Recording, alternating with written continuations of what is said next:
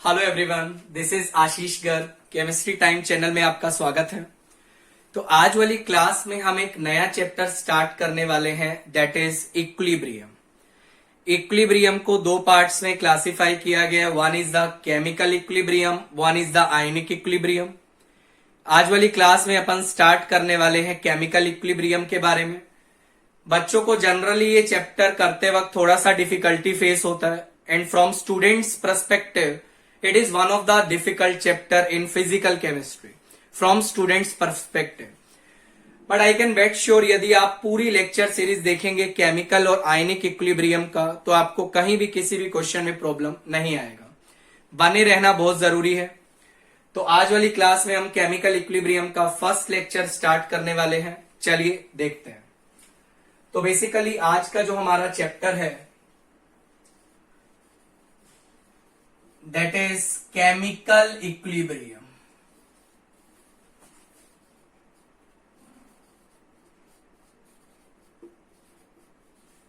देखो भाई, सारी टर्म्स का मतलब बिल्कुल ध्यान से समझते चलिएगा, और आपके पास जो जो शीट्स हैं आप उससे क्वेश्चन लगा सकते हैं, राइट बेटा।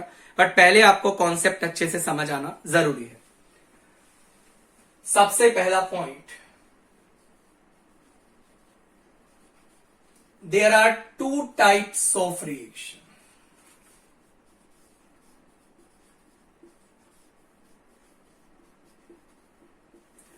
बेटा दो टाइप्स का रिएक्शन आपके पास होता है। First one is the irreversible reaction, and second one is that is reversible reaction. बेटा दो टाइप का रिएक्शन आपके पास होता है। One is the irreversible reaction, one is the reversible reaction. जैसे कि आपको नाम से ही पता लग रहा होगा, इरिवर्सिबल रिएक्शन का मतलब जिसको रिवर्स नहीं चलाया जा सकता, या जिसको एक ही डायरेक्शन में चलाया जा सकता है। इट मीन्स यदि मैं बात करूं बेटा इरिवर्सिबल रिएक्शन का, तो आप इसको कैसे डिफाइन करेंगे? Those reactions which happens only in one direction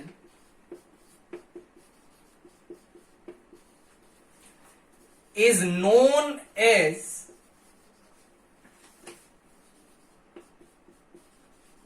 irreversible reaction। बच्चा ऐसा रिएक्शन जो एक ही डायरेक्शन में चलता है, ऐसी रिएक्शंस को आप लोग इरिवर्सिबल रिएक्शन का नाम देते हैं। जैसे एग्जाम्पल के लिए यदि मैं बात करूं, केमिस्ट्री में जितना भी स्ट्रोंग एसिड और स्ट्रोंग बेस का रिएक्शन होता है, ध्यान से समझ लीजिए। ये आपका स्ट्रोंग एसिड है, दैट इज HCl। ये आपका स्ट्रोंग बेस है, that is NaOH। Acid plus base, strong acid plus strong base reaction करके बनाएगा NaCl प्लस वाटर।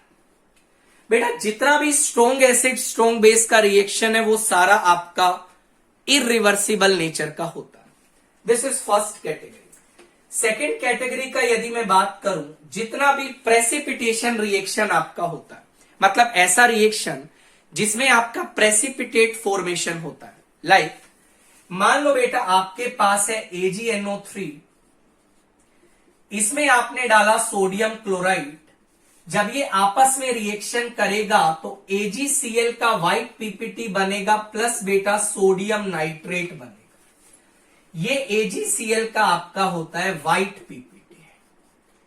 और ऐसी रिएक्शंस जहां भी प्रेसिपिटेट फॉर्मेशन की बात होगी, ऐसी रिएक्शन भी आपकी बेटा इरिवर्सिबल नेचर की होती है। तो एक लाइन में पूरी रिएक्शन को खत्म करते हैं। ऐसी रिएक्शन जो एक ही डायरेक्शन में चलती हैं, ऐसी रिएक्शन को आप लोग बेटा इरिवर्सिबल रिएक्शन का नाम देते हैं। फाइन बेटा, आगे देखिएगा। नेक्स्ट आपके पास पॉइंट आता है रिवर्सिबल रिएक्शन क्या होता है। सुनिएगा बेटा ध्यान से, व्हाट आर रिवर्सिबल रिएक्शन, उसको समझना जरूरी है।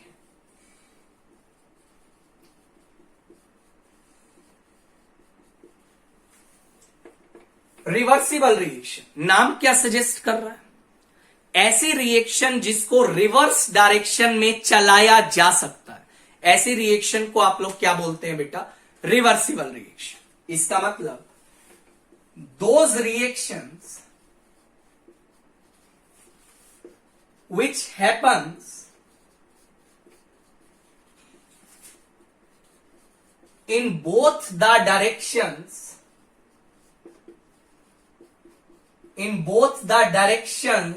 are known as reversible reaction।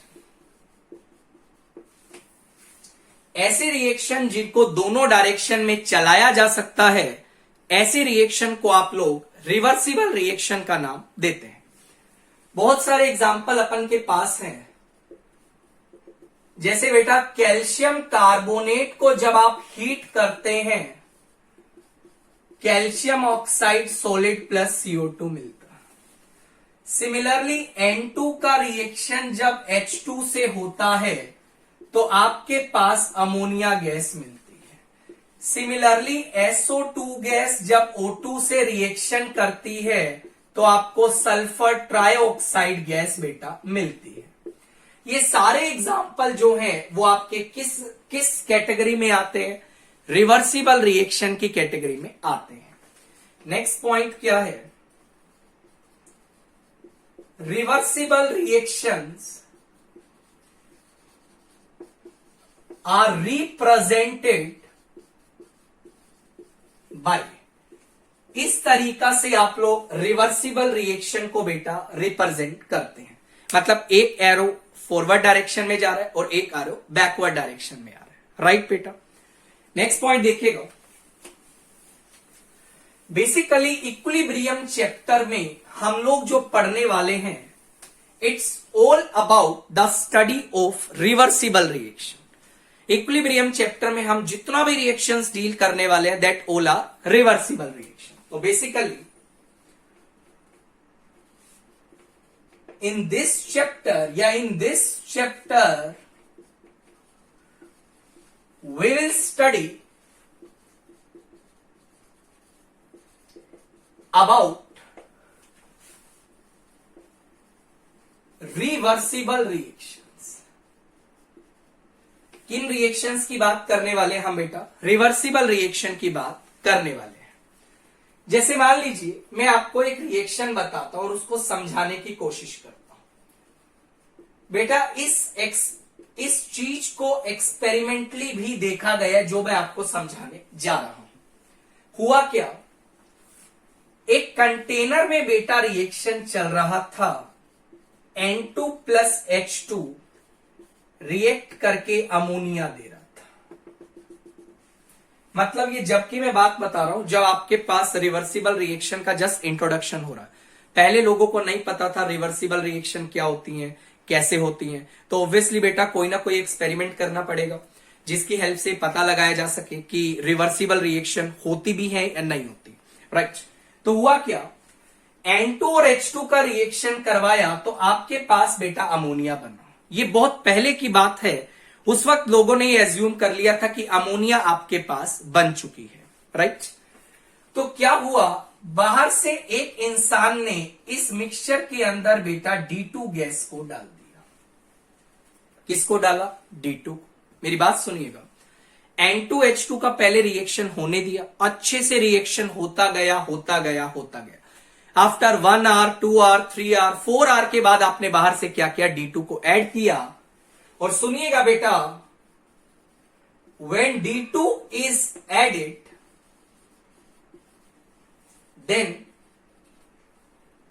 experimentally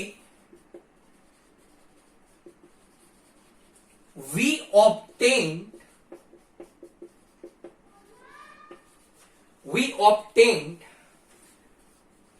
following products। आपको बहुत सारा प्रोडक्ट्स बेटा देखने को मिला। एक आपको मिला NH2D, एक आपके पास मिला NH2, एक आपके पास मिला ND3 और एक तो बेटा अमोनिया था ही। राइट, अब लोगों का दिमाग घूमने लगा, हाउ इट इज पॉसिबल। अरे जब एक रिएक्शन कंप्लीट हो चुका है तो दोबारा से हमें ND3 NHD2 या NHD2 कैसे मिला। इसका मतलब क्या है, जब आपने D2 डाला होगा बेटा तो वो N2 से रिएक्शन करके ही तो बनाया होगा ना NH2D, NHD2 या ND, राइट और नो।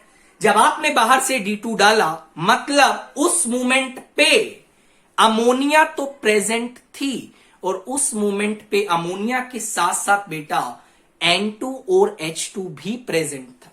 मतलब रिएक्शन पूरा कंप्लीट नहीं हुआ था, रिएक्शन मिक्सचर में अभी भी N2 और H2 बेटा क्या था, प्रेजेंट था।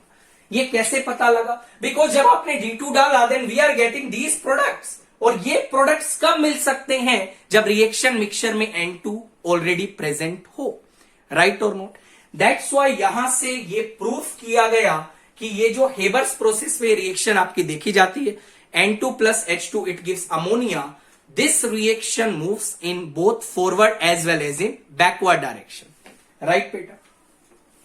यहां से पता लगा कि ये रिएक्शन फॉरवर्ड भी जाती है और बेटा बैकवर्ड रिएक्शन में भी जाती, बैकवर्ड डायरेक्शन में भी जाती है। नेक्स्ट पॉइंट देखिएगा, सुनिएगा मेरी बात ध्यान से।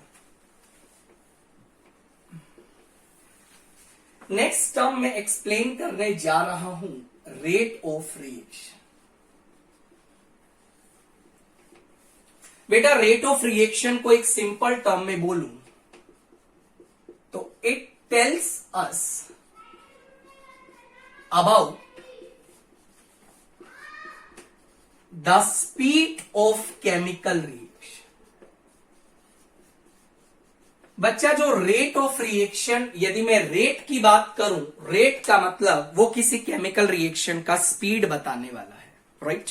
यदि मैं रेट ऑफ रिएक्शन टर्म बोलता हूं मतलब we are dealing with speed of a chemical reaction, right बेटा।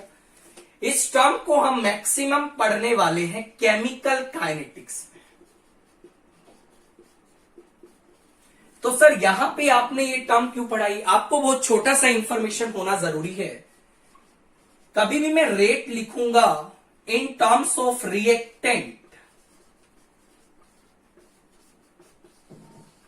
तो सुनिएगा मेरी बात को, रिएक्टेंट की टर्म्स में मैं रेट लिखने जा रहा हूं। अच्छा एक बात देखिए, रिएक्टेंट जब रिएक्ट करेगा तो प्रोडक्ट बनेगा, fine.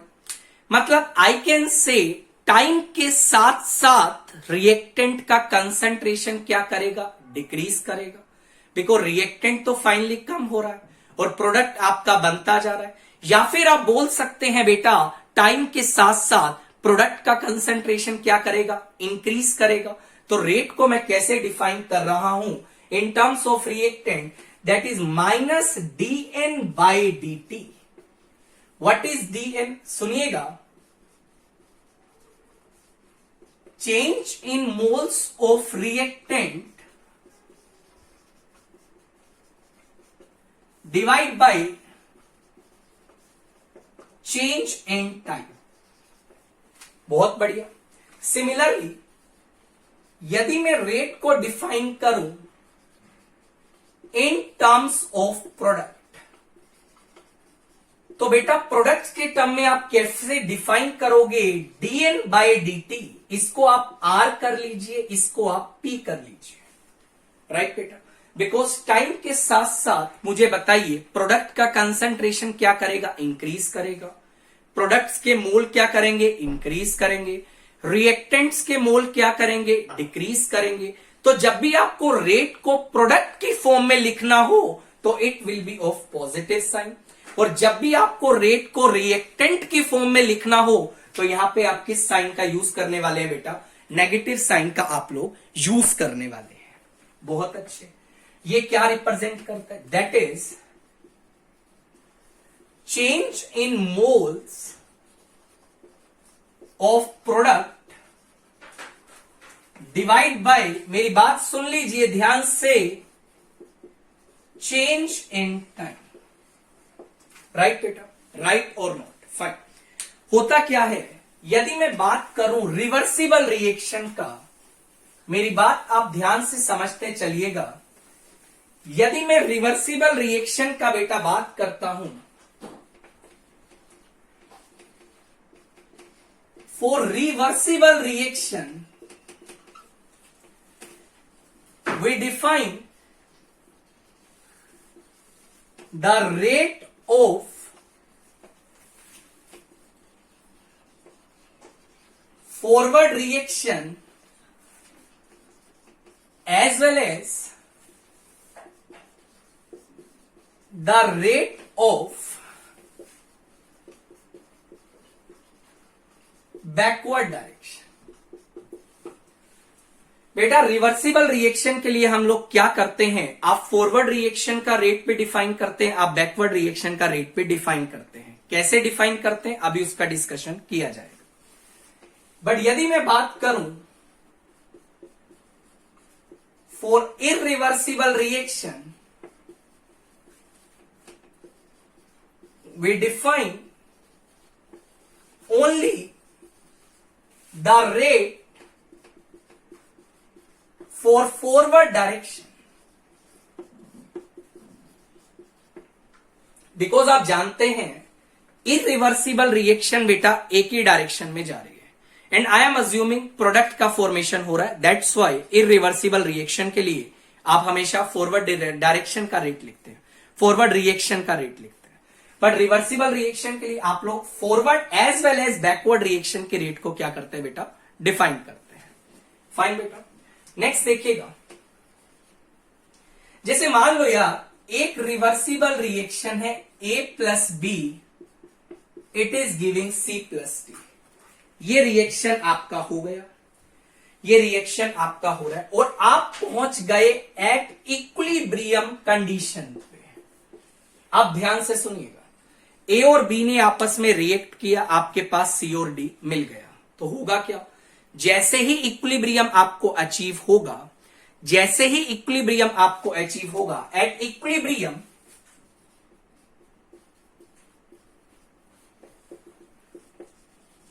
the concentration of products and reactants do not show any change with time. बेटा इक्विलिब्रियम पे प्रोडक्ट और रिएक्टेंट का कॉन्सेंट्रेशन क्या हो जाता है, मतलब टाइम के साथ वो चेंज नहीं होता. इसका मतलब क्या है, इक्विलिब्रियम पे आने के बाद जिस रेट से ए और बी रिएक्ट करके सी और डी बना रहे हैं, दोबारा सुनिए, इक्विलिब्रियम पे आने के बाद जिस रेट से ए और बी रिएक्ट करके सी और डी बना रहे हैं, उसी रेट से सी और डी रिएक्ट करके बेटा क्या बना रहे हैं, ए और बी बना रहे हैं. बच्चों को एक कंफ्यूजन रहता है, सर इक्विलिब्रियम पे रिएक्टेंट और प्रोडक्ट का कंसंट्रेशन तो चेंज हो ही नहीं रहा है, इसका मतलब तो रिएक्शन स्टॉप हो चुकी है. ध्यान रखना, इक्विलिब्रियम रिएक्शन कभी भी स्टॉप नहीं होती, इक्विलिब्रियम रिएक्शन चलती रहती है. बट ध्यान रखना, जिस रिएक्शन से वो, जिस रेट से वो फॉरवर्ड डायरेक्शन में जाएगी बेटा, उसी रेट से वो कहां आती है, बैकवर्ड डायरेक्शन में. और हमें ऐसा लगता है कि रिएक्शन स्टॉप हो गई है, but in reality equilibrium reaction कभी भी स्टॉप नहीं होती है. इस पॉइंट को भी अपन नोट करते हैं और सुनिएगा मेरी बात को.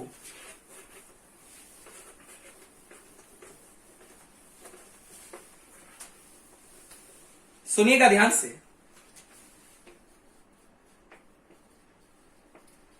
At equilibrium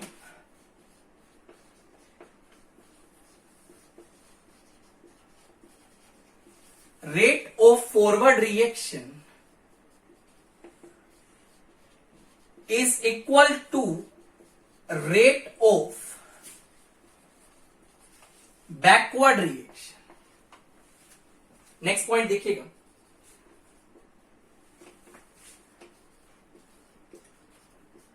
equilibrium reaction never stops. Equilibrium reaction कभी रुकती नहीं है, चलती रहती है। जिस रेट से आगे जाएंगी उसी रेट से पीछे आएंगी। आईआईटी मेंस में एक बार छोटा सा रिएक्शन या छोटा सा प्रॉब्लम पूछा गया था, क्या इक्विलिब्रियम रिएक्शन, क्या रिवर्सिबल रिएक्शन इक्विलिब्रियम पे आके स्टॉप हो जाती हैं? ये स्टेटमेंट बिल्कुल गलत है, स्टॉप नहीं होती है। उसके बाद बेटा आगे बढ़ते हैं। नेक्स्ट टर्म आपके पास आती है, that is law of mass action. पहला पॉइंट क्या है? It's completely an experimental law. बेटा ये कंप्लीटली क्या है? एक एक्सपेरिमेंटल लॉ है। Next point, it was proposed by Guldberg and Waage. Next point देखिएगा, बहुत छोटा सा लो है, एक्सपेरिमेंटल लो है। प्रपोज किसने किया था? गुल्डबर्ग एंड वागे ने। बोलता क्या है? It states that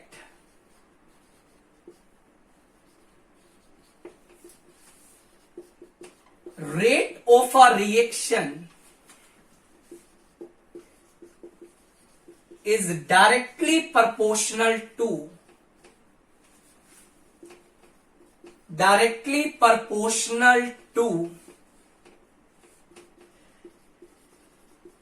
product of the active masses of the reactants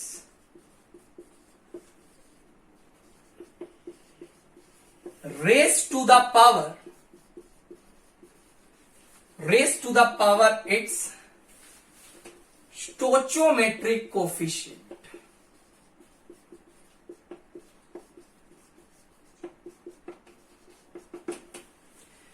बेटा ये लो बोलता क्या है उसको अपन समझ लेते हैं एक बार। क्या बोलता है? इट स्टेट्स दैट किसी भी रिएक्शन का जो रेट होता है that directly depends upon the product of the active masses of the reactant raised to the power its stoichiometric coefficient.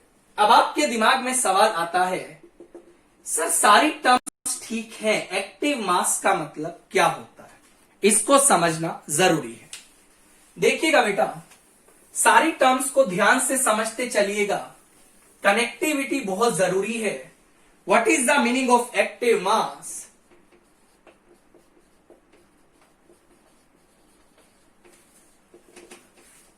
It does not represent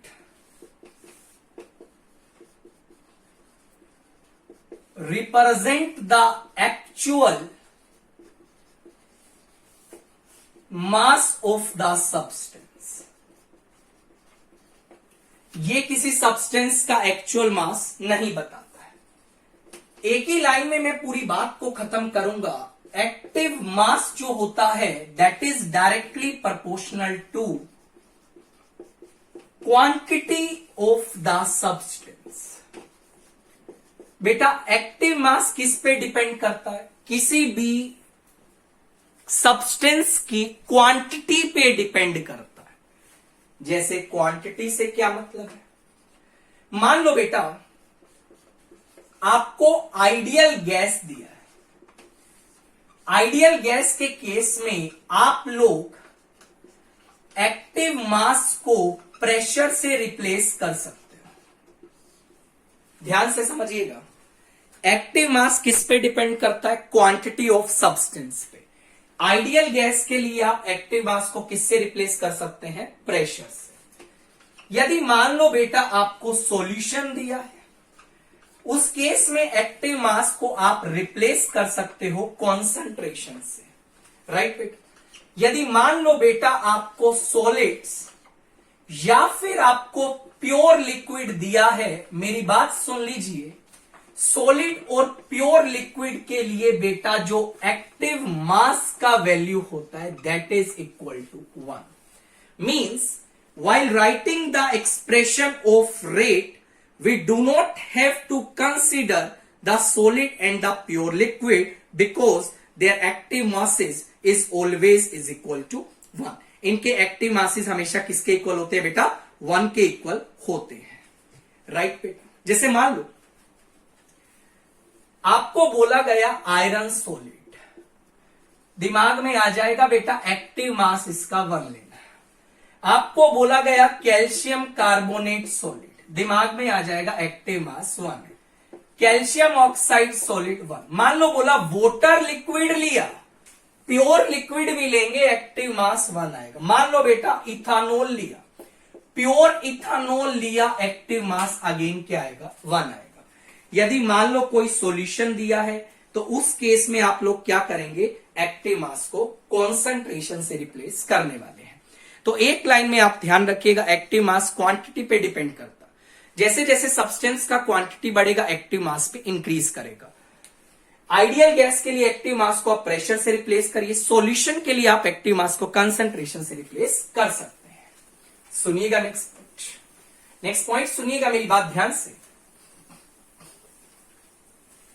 जैसे मान लो यार ये रिएक्शन दिया है A प्लस बी, ये A लिखा है, ये B लिखा है, इट इज गिविंग, सब गैशियस फॉर्म में है, डी, राइट बेटा। ये भी सब गैशियस फॉर्म में आपने लिया है, बहुत बढ़िया। एरो के ऊपर मैंने लिखा है RF। व्हाट इज RF बेटा? It is rate of forward reaction, rate of forward reaction. नीचे मैं टर्म लिखने जा रहा हूं बेटा RB, and what is RB? Rate of backward reaction. RF क्या बताता है? फॉरवर्ड रिएक्शन की रेट बताता है। RB क्या बताता है? बैकवर्ड रिएक्शन की रेट बताता है।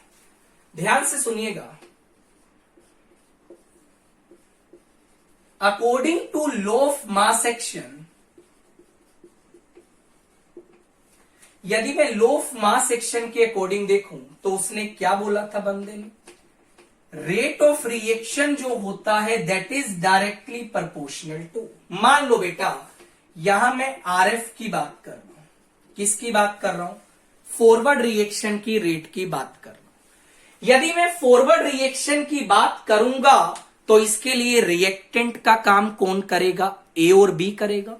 ये बात तो क्लियर है, फाइन। मतलब I can write that is RF is directly proportional to product of the active masses, ये मैंने लिखा active mass of A raised to the power its stoichiometric coefficient। एक काम करते हैं, इसको एक्टिव मास को अपन कुछ इस तरीका से लिखते हैं, active mass of A product करना multiplied by active mass of B raise to the power its stoichiometric coefficient, right बेटा। ये आपका लॉ ऑफ मास एक्शन है। जैसा कि आप जानते हैं प्रोपोर्शनैलिटी कांस्टेंट को हटा के एक नया कांस्टेंट यूज कर रहा हूं that is KF multiplied by active mass of A raise to the power A multiplied by active mass of B raise to the power B। This is fine.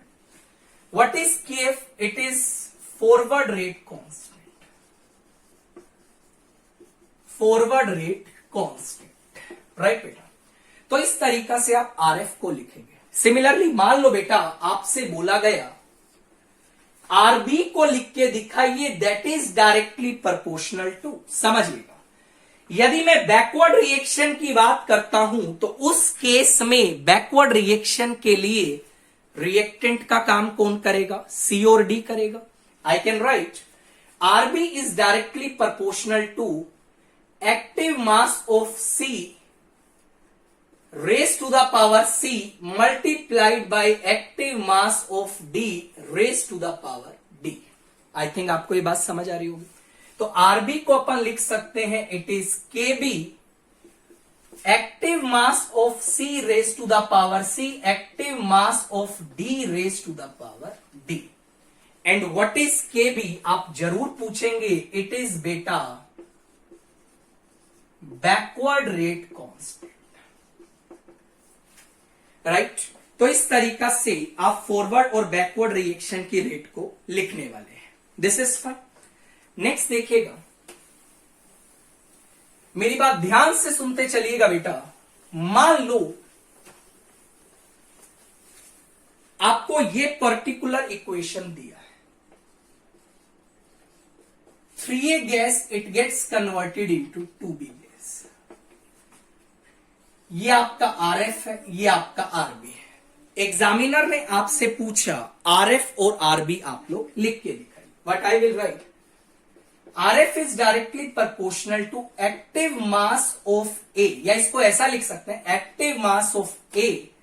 What is this small a? It is the active mass of A raised to the power 3। I can write this is nothing, it is RF is equal to KF multiplied by active mass of A ka power 3. And what is RB? It is directly proportional to active mass of B raised to the power 2. I can write beta RB is equal to KB, that is active mass of B raised to the power 2. इस तरीका से आप लोग represent करेंगे। मान लो आपके पास equation आ गया, calcium carbonate solid से मिला calcium oxide solid plus CO2 gas. This is fine. ये आपका RF लिखा है, ये आपका RB लिखा है। एक बात मैं बता देता हूं बेटा, RF is directly proportional to active mass of calcium carbonate raise to the power 1। But बेटा कैल्शियम कार्बोनेट तो सॉलिड है और हमने बोला सॉलिड का एक्टिव मास क्या होता है, 1 होता है। तो क्या आ जाएगा, RF is equal to KF multiplied by 1। ये आपका RF आ जाएगा। मान लो बेटा आपको मैंने बोला RB लिखना है, that is directly proportional to KB, sorry that is directly proportional to active mass of calcium oxide raise to the power 1 multiplied by active mass of CO2 raised to the power 1. Again, calcium oxide is a solid. RB is equal to KB into 1 into active mass of CO2 raised to the power 1. क्या ये बात आपको समझ आ रही है? बिल्कुल समझ आ रही है। तो इस तरीका से बेटा according to law of mass action आप लोग रेट ऑफ रिएक्शन को लिख सकते हैं। जैसे मान लीजिए हमें इक्वेशन दिया N2 gas 3H2 gas combine करके दे रहा है बेटा अमोनिया गैस। अच्छा सर, बहुत अच्छी बात, सुनिएगा ध्यान से। ये RF लिखा है, ये RB लिखा है। मुझे बोला RF लिख के बता active mass of N2 raise to the power 1 into active mass of H2 raise to the power 3। मुझे बोला RB लिख के बता एक्टिव मास ऑफ क्या, ammonia raise to the power 2। I can also write this is nothing, RF is equal to KF into क्या लिखेंगे, active mass of N2 raise to the power 1 into active mass of H2 raise to the power 3। मान लो यदि मैं नीचे बात करूं तो RB आप क्या लिखने वाले हैं, KB active mass of ammonia raise to the power 2। तो इस तरीका से according to law of mass action के अकॉर्डिंग आप रेट ऑफ रिएक्शन को लिख सकते हैं। नेक्स्ट क्लास में हम लोग पढ़ने वाले हैं ग्राफिकल रिप्रेजेंटेशन के बारे में, graphs between rate of reaction, concentration of reaction with time, right बेटा। और आगे हम पढ़ेंगे चैप्टर को स्टार्ट करने वाले। This is the basic introduction for the reversible irreversible reaction, law of mass action, right बेटा। बने रहना बहुत जरूरी है क्लास के साथ, क्लास मिस मत करिएगा। बिल्कुल कॉन्टिन्यूटी में आपको क्लासेस मिलने वाली है। Chemical equilibrium, then ionic equilibrium, numericals जिस जिस टाइप का आपके कंपटीशन में आ सकता है, आया हुआ है, सभी टाइप का न्यूमेरिकल डिस्कस किया जाएगा। राइट बेटा, उम्मीद करता हूं आपको वीडियो काफी पसंद आया होगा। वीडियो अच्छा लगा तो दोस्तों के बीच में शेयर करिए, चैनल को लाइक करिए, सब्सक्राइब करना मत भूलिएगा। आप लोग अपना ध्यान रखिएगा बच्चों। Take care, bye.